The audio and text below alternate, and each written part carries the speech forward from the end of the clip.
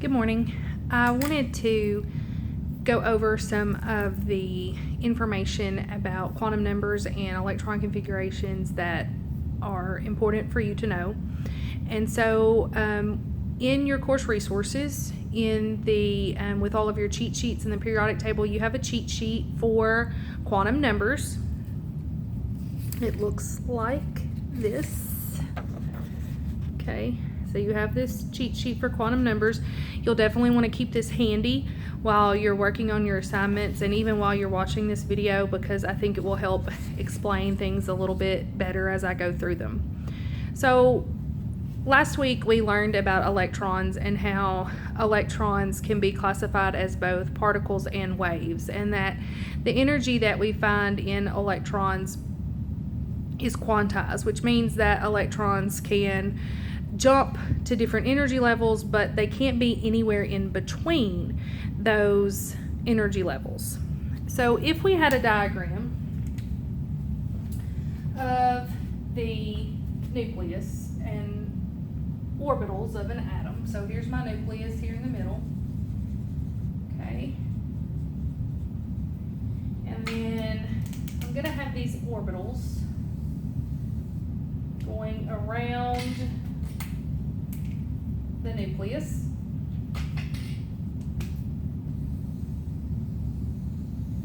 Okay, and so this first nucleus would be N equals 1, and the second nucleus would be N equals 2,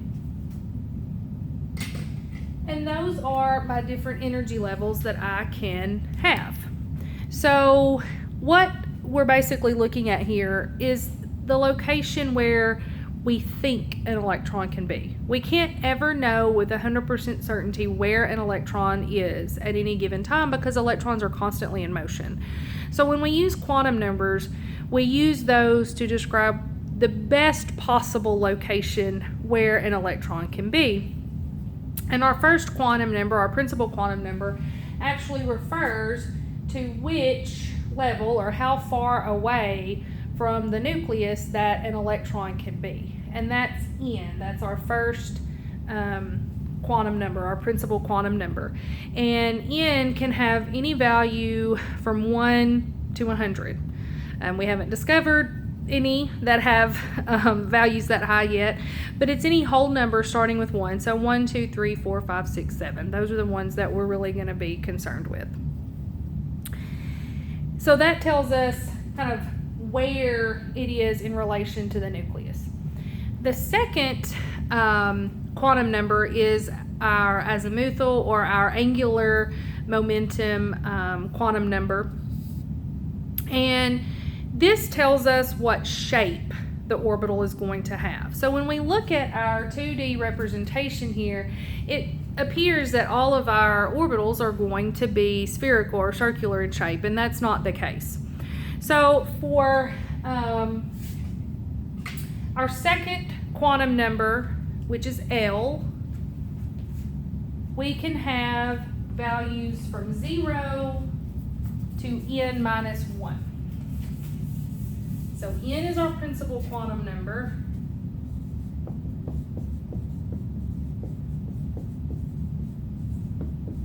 Okay, so N is our principal quantum number.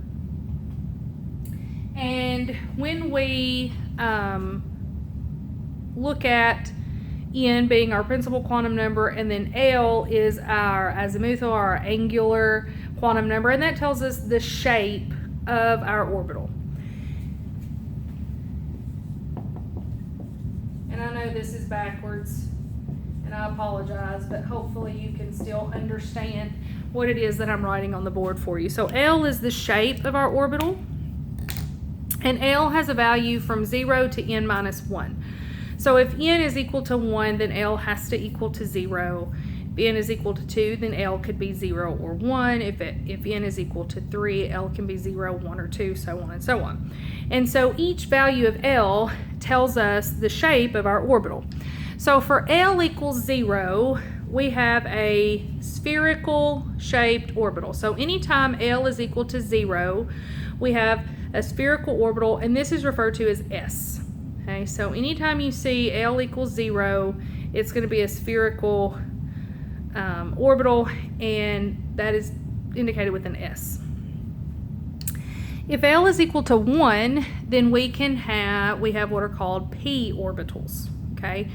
And there are 3 possible variations of p orbitals.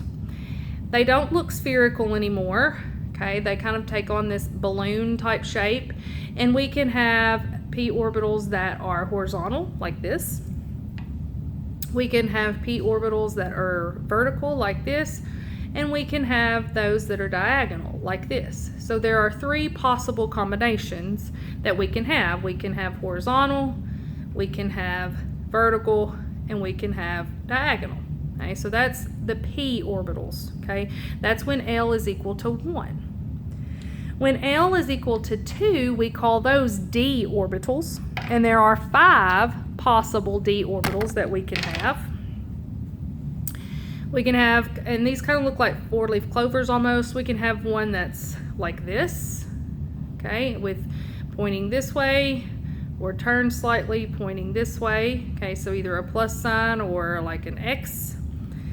And then we can have them vertical like this, kind of with the plus sign, or tilted again kind of diagonally to look more like an X. And then we have this weird one that kind of looks like a double pacifier. That's also a possible d type orbital. So if L is equal to 2, we have d orbitals. There are 5 possible d orbitals. If L is equal to 3, then we get into f orbitals, and there are 7 possible f orbitals. They take even more odd shapes than the d orbitals. We won't get into any of those in here. The highest we'll go is to our d orbitals. So that's L, that's the shape of the orbital. Our next quantum number is referred to as m sub L. So we have m and then a sub L, okay? And m sub L is our magnetic quantum number, okay? Our magnetic quantum number. And it describes the orientation of the orbital in space. And the m sub L looks at what that L value is. And it's from negative L to positive L, including 0.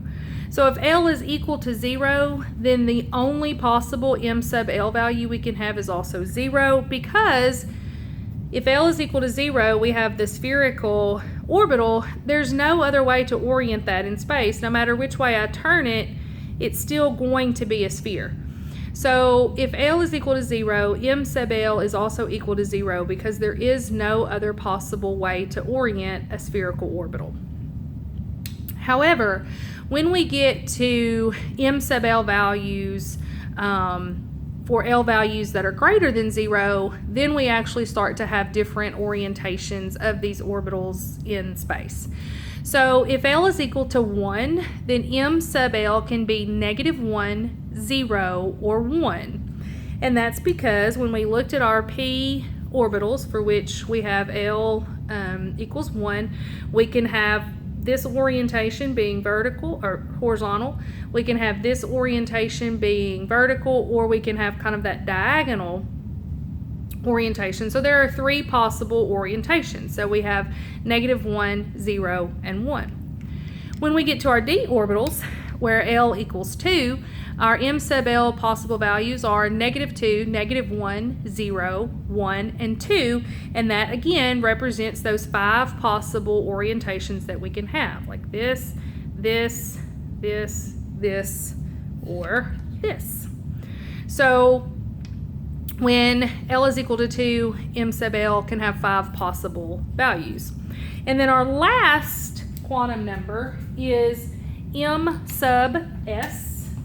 So we have m sub S, and that's our spin quantum number. Electrons can spin 2 directions. They can spin clockwise or counterclockwise. We assign a spin of +1/2 for clockwise and -1/2 for counterclockwise. And we do this, we assign these quantum numbers to identify particular electrons, and no 2 electrons in an atom can have the same set of 4 quantum numbers. That's called the Pauli exclusion principle. And what that tells us is that we can only have 2 electrons in each orbital.